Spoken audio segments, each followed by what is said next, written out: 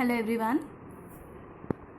Hope you all are doing well during lockdown period.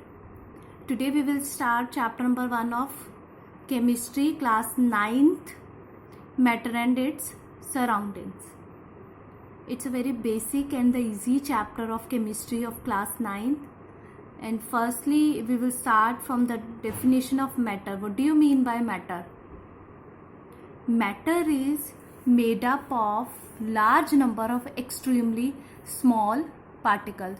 See, everything is around us. Everything in the universe is made up of the matter.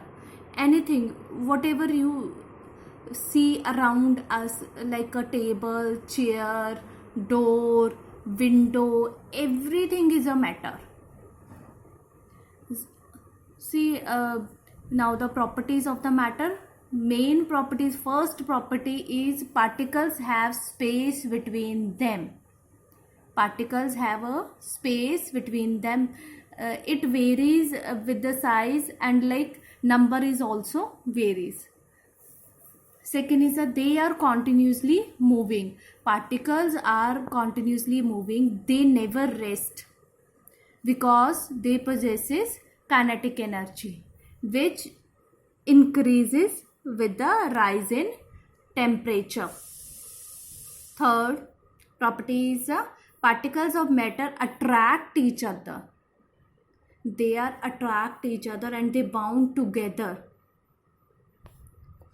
See, everything in this universe is made up of the particle that occupies space. First property of matter. Second, possesses mass. Second property, and the presence of which cannot be seen with the naked eyes. We cannot see the matter within our naked eyes. For example, common salt in water. Can we see the common salt in water? No, we cannot see. Single crystal of the KMnO4, or you can say potassium permanganate. We can see the single crystal of potassium permanganate. No, we cannot see with our naked eyes. So there are mainly three types of states of matters are there. First state of matter is solids, second is liquids, and third is gases. One by one we will discuss all. First is a solid.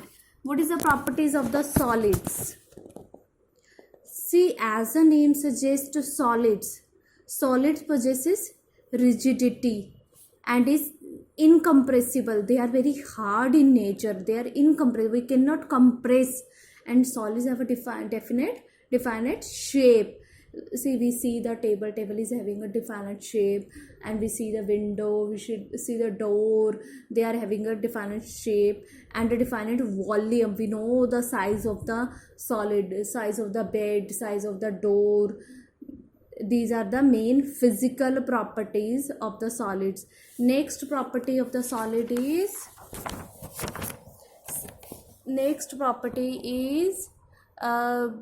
solids is first property is packing. On the basis of the packing, their particles are very closely packed.